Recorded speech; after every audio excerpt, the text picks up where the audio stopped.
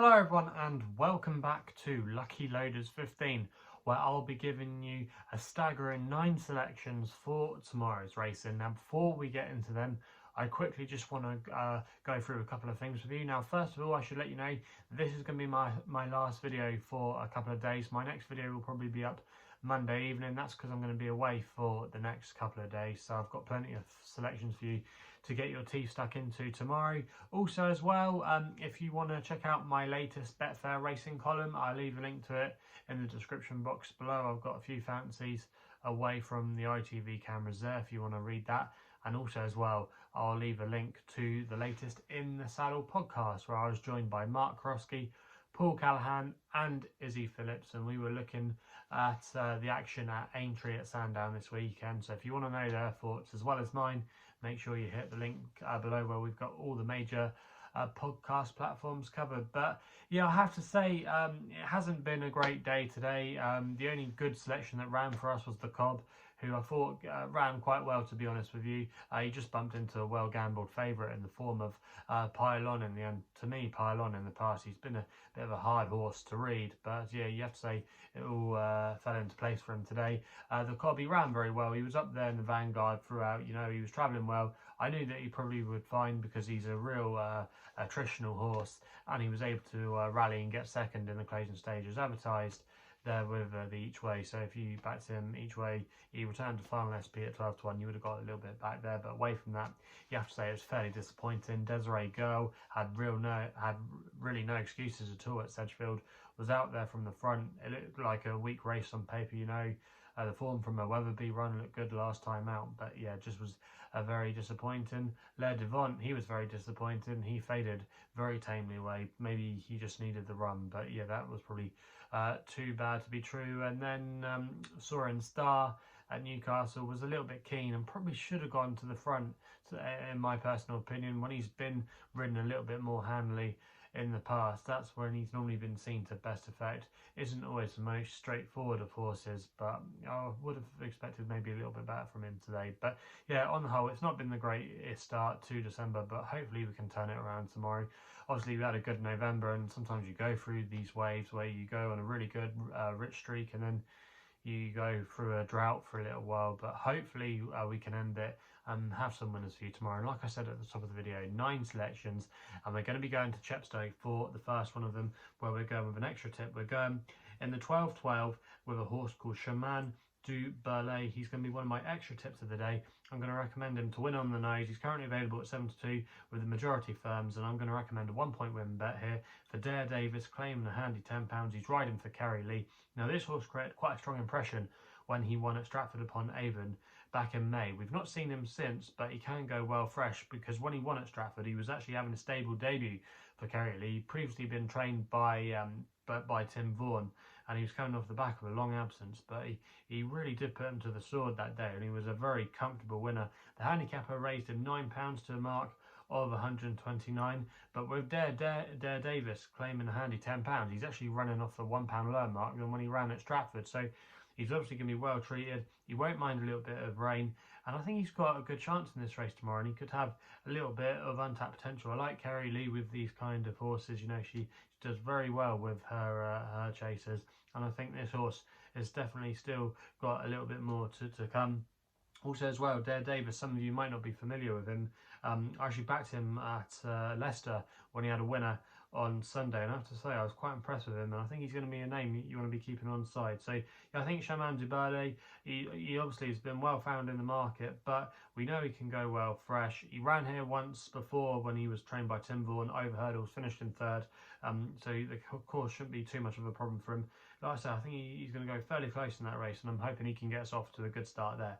We then go for my nap of the day in the 12:47 with Take Your Time for Lorcan Williams, claiming 3. He's riding for Paul Nicholls here. Currently available across the board at 13-8 with most firms. And this horse, Take Your Time, you have to say was very, very impressive when he was stepped up in trip for the first time, tackling 3 miles at Foss Lass. He beat a horse that day called Eye of the Scorpion, who actually didn't run a bad race in a decent handicap at Newbury last week, so it's good to see that form being boosted. The 3rd place horse as well, who they were miles clear of, Gladiator Alain, actually won a good novice chase at Chepstow today, so it wasn't a bad race for the grade at all. at Foss-Lass. And I just think this horse potentially has a lot more to come over staying trips. He was only raised £6 for that effort, and Lorcan Williams is going to be able to claim 3. So in essence, he's only running off a £3 higher mark. I just think the further he goes, the better he'll get. There's going to be rain coming in at Chepstow tonight, and for the majority of the country, to be fair. So if it does ease up a bit, which I expect it to do, I just think that's going to play to his strengths. This doesn't look a particularly strong race. He's still ahead of the handicapper. I think this horse will go very close and should take all the beating in the 12.47 at Chepstow. So not a particularly original selection there, because he obviously has been well found in the market. But for me, he's going to be my nap of the day. We then stay at Chepstow for the Welsh Grand National Trial, the 122, with a horse called Laskalin for Lucy Turner, claiming 7, riding 4 Venetia Williams. Currently available at 13-2, SkyBet, who offer him 4 places.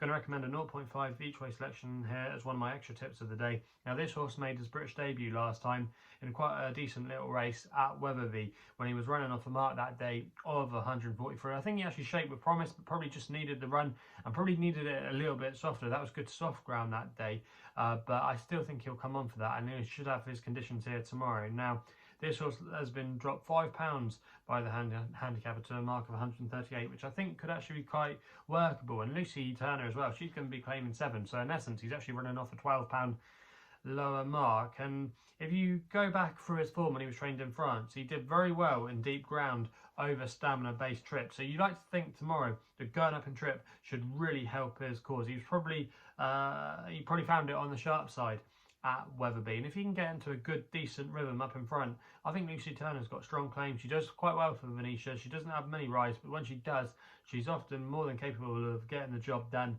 And I think with the four places on offer with SkyBet there, I think this is a good each way proposition. The Yard of Flying, obviously they gave us a good winner last week with Cloudy Glen. Just think here he's going to go very close in this race, and for me, I think he's got strong claims. Also as well, I should have mentioned he's actually got an entry in a race at Ascot in a couple of weeks' time. I don't know if he'll take that up, but it's interesting to see that he has in one of the decent handicaps at that meeting there. So yeah, for me, Laskadin, if he goes and takes a step forward from his Wetherby run, he should be there in the vanguard, in my opinion. We then go to Sandown for the 150, where we're going with my next best of the day here in the King Henry VIII Novices Chase, Grade 1, and I'm going to go with Warlord here, who's currently available at 15-2 for Brendan Powell and Colin Tizard. Now, if you've been following my work of late, you might remember we put up Warlord as my nap of the day when he won at Carlisle. He won a graduation chase that day, and I thought he did it very well, but he probably just found himself getting to the front a little bit too early because they were all falling in a heap out in front, and he just travelled very strongly into the race and was probably just idling a little bit because Manila Drama was plugging on again. He probably actually wants a little bit further up in trip, but I still think nonetheless it was a very, very good performance from Warlord, and he should be suited to go into Sandown tomorrow because it's fairly similar tracks. Carlisle and Sandown, you know, they're both right-handed tracks. They both have a steep uphill finish. Yeah, I think the track will suit him tomorrow. But the one bit of form that I keep going on about, especially in recent weeks, is when he won on his chase debut at Newton Abbot. Go back and look at that race, because honestly, that I think has been the best novice chase run so far, arguably in Britain this season, because Warlord went on to obviously win at Carlisle, but if you look in behind that in that race, you had a horse of Martin Keithley's called Witness Protection, who won a good race at Chepstow, and that race has subsequently produced quite a few winners. Also as well in there you had Il Ridoto, who won at Newbury last week. Is going to be reopposing, and Warlord is actually going to be, I think it's £7 better off at the weight, because it was a handicap when they last met, but there's only £6 between them this time instead of, I think it's like £13 or something like that. I can't do the maths right now in my head, but he's going to be a lot more better. He's going to be a lot better off at the weights here, so so that's going to help him. And also as well, you had Rockstar Runny for the Skeltons in there. He's gone on to win at Kempton twice in some decent little races, so that form looks pretty good. And Warlord, he's won over 2.5 before at Haydock over hurdles, so yeah, the stiff uphill finish shouldn't be a problem. I'm just quite keen to take on third time lucky. I was just disappointed with the way he finished this race at Cheltenham, and if he does get a little bit keen and does get loose on the front end, he might just get tired coming up the hill, and it just might pay to be on the closers. So if Warlord can get into a good rhythm, we know the yard are going well, the conditions should be fine, and if he can keep his good form going, this horse Warlord, I think he's a bit overpriced here and could maybe drift out a little bit in the market tomorrow. But like I say, go back and watch that Newton Abbot race and look at that form, because that like I say, is a red hot piece of form. So yeah, Warlord for me. He's going to be my next best of the day. We then go to Aintree for the Many Clouds chasing the 205. And I'm going to go here with the old favourite, Native River, who's currently 3-1. Going to recommend him as one of my extra tips here. Now, this horse is trained by Colin Tizard again, and John Joe O'Neill Jr. is booked for the ride. No problems about the jockey booking. John Joe O'Neill has ridden him before and won on him at Newbury, so that shouldn't be a problem at all. But this horse, yeah, I think this is going to be his Cheltenham Gold Cup tomorrow. It might be the last win he has during his career. He won this race back in 2019, and he actually ran a very good race in this contest last year when he finished 3rd, but it was an unusual race last year. You might remember it was a bit of a funny race when Lakeview Lad won it with Santini and Frodon, because they actually omitted the majority of the fences and they had half a mile left on the flat before they finished the race, and that just would never have suited Native River. His main asset is his jumping, and if he can get into a good rhythm out in front tomorrow, I think he just could still be very hard to peg back. I just think there's not a lot on here you can take him on with, in my personal opinion. I think Protectorat is far too short. I'm not sure he'll stay. For me, he's been found out when he's gone to the real top level. Even though it was a good run, you have to say, last time at Cheltenham, I think Midnight Shadow made his run look better than it actually was, because he nearly blew it, obviously, when he made that mistake at the last.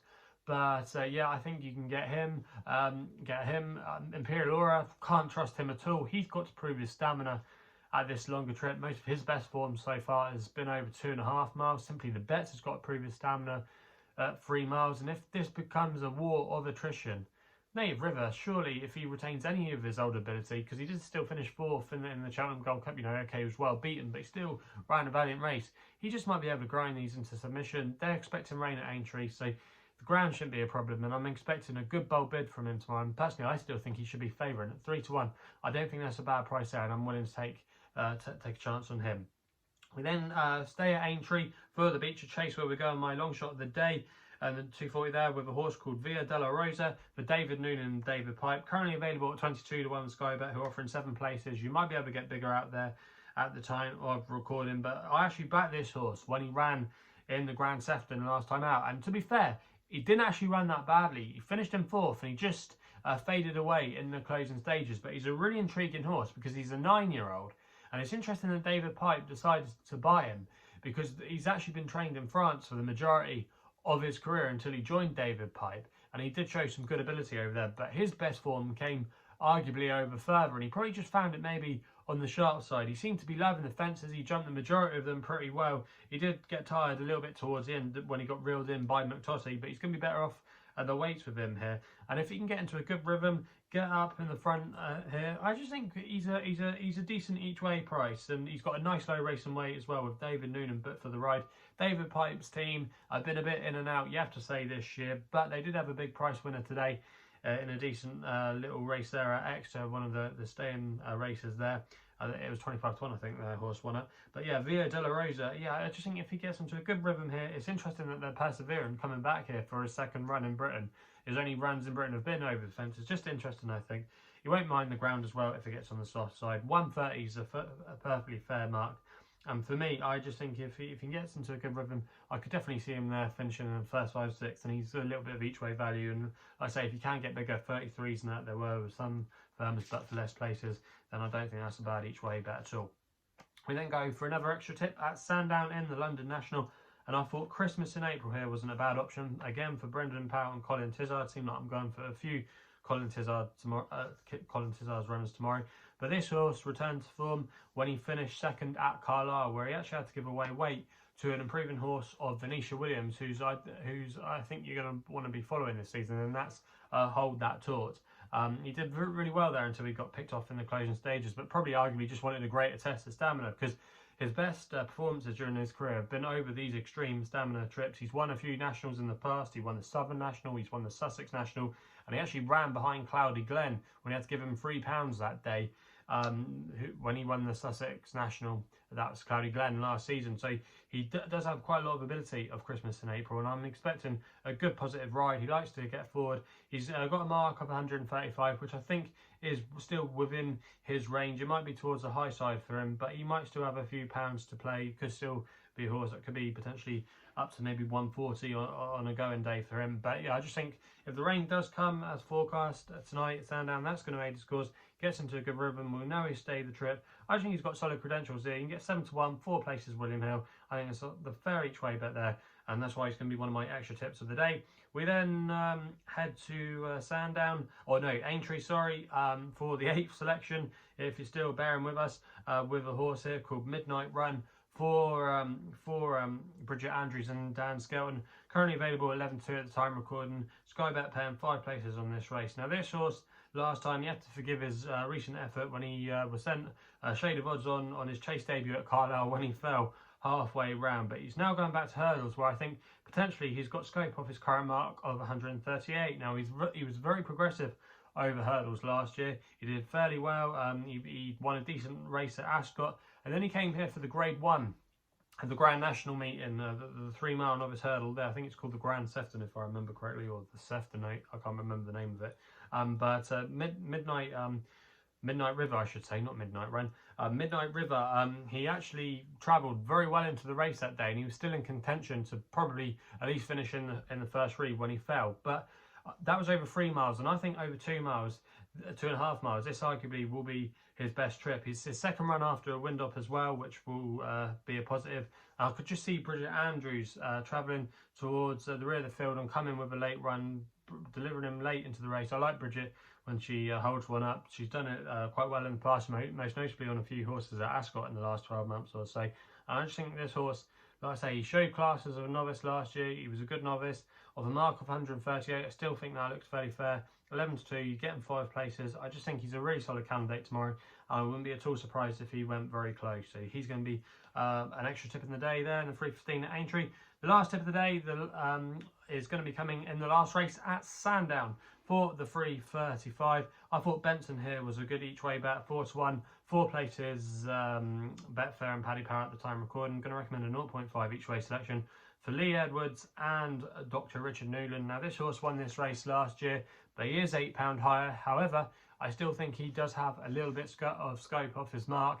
Now last time we saw him, he made a seasonal reappearance at Cheltenham, where we actually put him up, you might remember, on my YouTube channel that day. We collected the extra place money there because we recommended him each way with the 5 places. He actually finished in 5th, but I just think he got tired and just blew up. But I don't think he's as effective over 2.5 miles compared to 2 miles, especially when there's deep ground. And if it does get more testing tomorrow, that's going to suit him down to the ground, because like I say, he was very progressive over hurdles last year. I think he'll come on for that. It's his second run after a wind surgery, and if you go back to one piece of form he had last year when he finished 4th at Ascot, that's a race that's worked out really well, because the winner of that race is now Grade 1 winning Not So Sleepy, and then in second was Buzz, who was the winner of the Cesarovich, and then he won the Ascot Coral Hurdle a couple of weeks ago there at Ascot. So yeah, the form of that race looks pretty good, and off a mark of 135.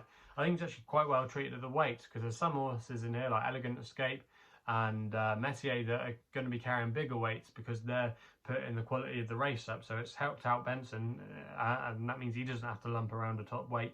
I think he'll strip fit for his recent reappearance. The ground should be fine. The course should be good. The drop back in distance, second run after a wind up, lots of positives for Benson tomorrow. And I think 4-1, that isn't a bad price there at all. And I think he'll go very close in the finale. So they're the 9 tips then for tomorrow's racing. If you're still enjoying these videos, remember to subscribe here to my YouTube channel at LuckyLoaders15. If you want to follow me on social media as well, my handle is at LuckyLoader15. Let me know in the comments box below what you're going to be backing tomorrow. If you want to find out a little bit more about myself as well, my website is www.chrisloaderracing.co.uk. Please gamble responsibly. We'll see you Monday evening, and that's where my next video is going to be, and we'll be seeing you soon.